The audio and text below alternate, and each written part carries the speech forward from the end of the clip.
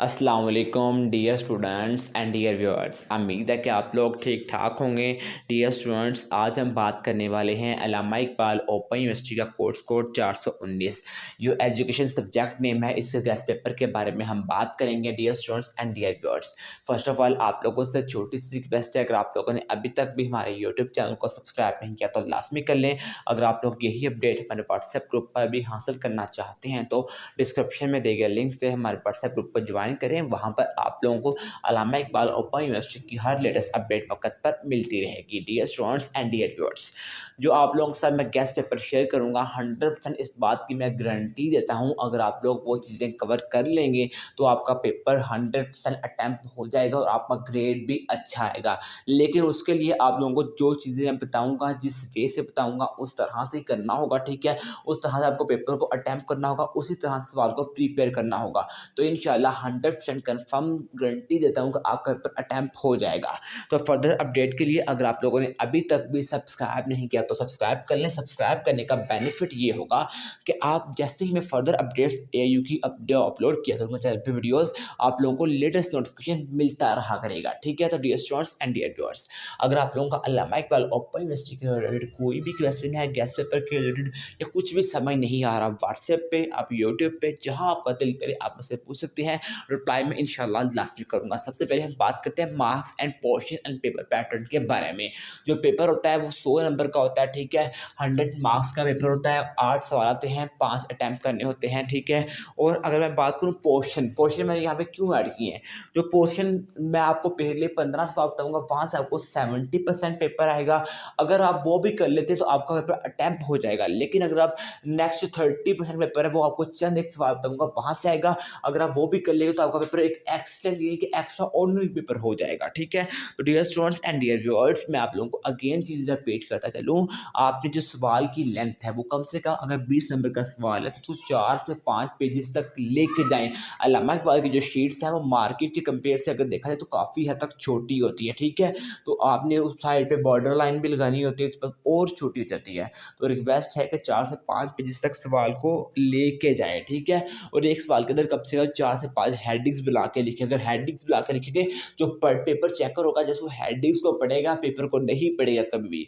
तो आप इसके लिए हेडिंग्स बना के लिखें। सवाल नंबर 1 हमारे पास जो है जी, कुरान व हदीस की रोशनी में नमाज़ तलीम बयान करें। नेज़ कुरानी आयात की रोशनी में तालीम की अहमियत बयान करें, ठीक है। क्वेश्चन नंबर 1 हमारे पास है। आपको मैं अगेन रिपीट कर दूं, आपने इस सवाल को रट्टा बेस याद नहीं करना। जस्ट इस सवाल का कंसेप्ट लें, इसके बाद आपने लिखना क्या है।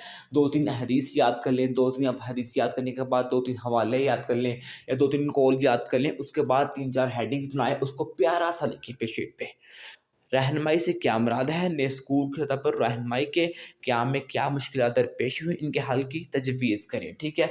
रहनुमाई मतलब गाइडेंस के बारे से, गाइडेंस से क्या मुराद है, लोगों को गाइड करना है, किस तरह अपनी लाइफ को आगे लेके जाए, किस तरह लाइफ के अंदर मूव करें, और उसके मुश्किलात क्या आई, ठीक है। मुश्किलात ये कि टीचर्स अनएजुकेटेड होते हैं, फैसिलिटीज़ अवेलेबल नहीं होती, ये चीज़ें आएंगी, ठीक है।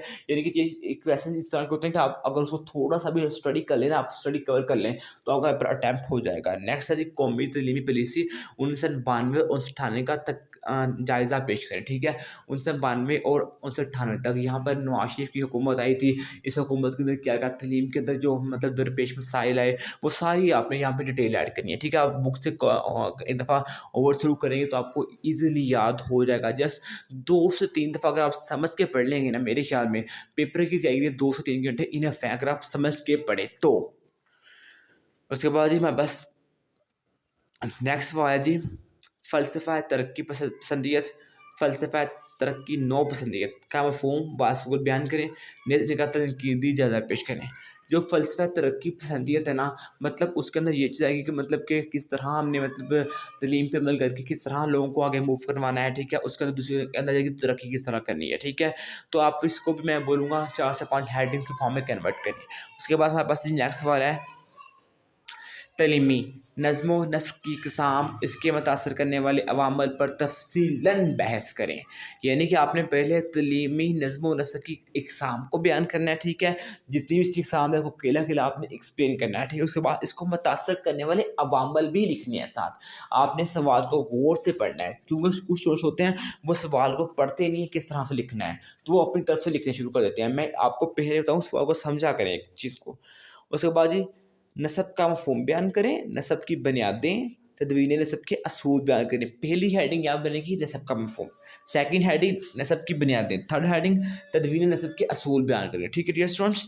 डियर स्टूडेंट्स, अगर आप लोगों ने अभी तक भी सब्सक्राइब नहीं किया तो कर लें, क्योंकि सब्सक्राइब करेंगे तो फिर है, ठीक है? सब्सक्राइब करना लाज़मी, वीडियो सब्सक्राइब लेक्चर वॉच करना अच्छी बात नहीं है, बेहद बुरी बात है। उसके बाद हमारे पास ये नेक्स्ट सवाल है, इस्लामी तलीमी मकासद मगरबी तलीमी मकासद से कैसे मुमताज़ है? इस्लामी तलीमी मकासद यानी कि किस तरह बेहतर है जो हमारे मगरबी तलीमी मुमताज़ हैं, तलीमी मकासद हैं उनसे। आपने इसको अच्छी तरह से कवर करना है, और ये टॉपिक आप इतना का लिख सकते हैं जितना आपका दिल चाहे, ठीक है? बेहद ईजी क्वेश्चन है, बेहद।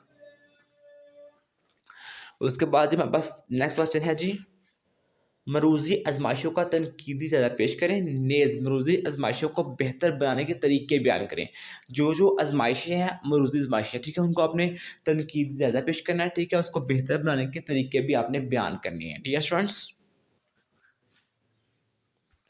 Dear students and dear viewers, आपको मैं लेंथ के बारे में अगेन रिपीट करता चलूँ, 4 से 5 pages maintain must to must करें। नेक्स्ट सवाल हमारे पास है जी, मसरूई तरीका तदरीस की नौइयत, यानी कि उसकी नौइयत क्या थी, उसकी खूबियाँ क्या हैं, खामियाँ क्या हैं, तफसील से वजाहत करें। उसने क्लियर बोल दिया है कि उसकी पहले आपने नौइयत को हेडिंग बना लें, उसकी खूबियों को बोल लें, ठीक है? उसके बाद खामियों को तफसील से वाज़ेह कर दें। जैसे आप अगर तारीफ़ याद कर लेंगे तो ये आपका सवाल अटैम्प्ट हो जाएगा। नेक्स्ट सवाल है जी, तलीमी पैमाइश और जायज़े में क्या फ़र्क है? यानी कि पैमाइश और जायज़े में क्या फ़र्क है? नेज़ आज़माइशों की अक़साम तफ़सील से बयान करें। डियर स्टूडेंट्स, डियर व्यूअर्स, आप लोगों को एक चीज़ मैं फर्दर बताता चलूँ, कोई भी सवाल अपने डाटाबेस याद नहीं करना। मैं एक अगेन रिपीट करता हूँ बातों को, ताकि आपको ज़हन में नशी हों। तदरीसी अमल में अनफरादी अख्तिलाफ़ात के इस्तेमाल और अहमियत पर बहस करें। अब बात करते हैं रिमेनिंग 30% पेपर कहाँ से आएगा। तो रिमेनिंग 30% जो पेपर है, आप लोगों की जो करंट असाइनमेंट आपने ट्यूटर को लिख के भेजी है, वहाँ से 1 से 2 सवाल लास्ट में आते हैं। तो रिमेनिंग 30% पेपर आपको आपकी करंट असाइनमेंट के अंदर से आएगा। तो आप लोगों ने हर हाल के अंदर अपनी करंट असाइनमेंट को लास्ट में कवर करना है। और कुछ टॉपिक्स और मैं आपको बताता चलूँ जिनको आपने ओवर थ्रू करना है। गैर रमी तलीम का तलीम बालगा में किरदार, अरस्तू और अफलातून के तलीमी नज़रियात, तरकीब पसंदियत और दोमियत का मुवाज़ना, ज़हनी आज़माइश की अक़साम, देवबंद अलीगढ़ की अलमी तहरीकें, ठीक है? तलीमी नफ्सियात का तलीमी अमल में किरदार। आप लोगों को अगेन रिपीट कर दूँ एक चीज़, आपने जो 30% रिमेनिंग पेपर है, आपने अपनी करंट असाइनमेंट के सवाल को एक दफ़ा पढ़ना ज़रूर है। कुछ यहाँ से रिपीट हो जाएँगे, कुछ आपको एडिशनल करने पड़ेंगे। तो फर्दर अपडेट की रिक्वेस्ट है, चैनल को सब्सक्राइब कीजिएगा।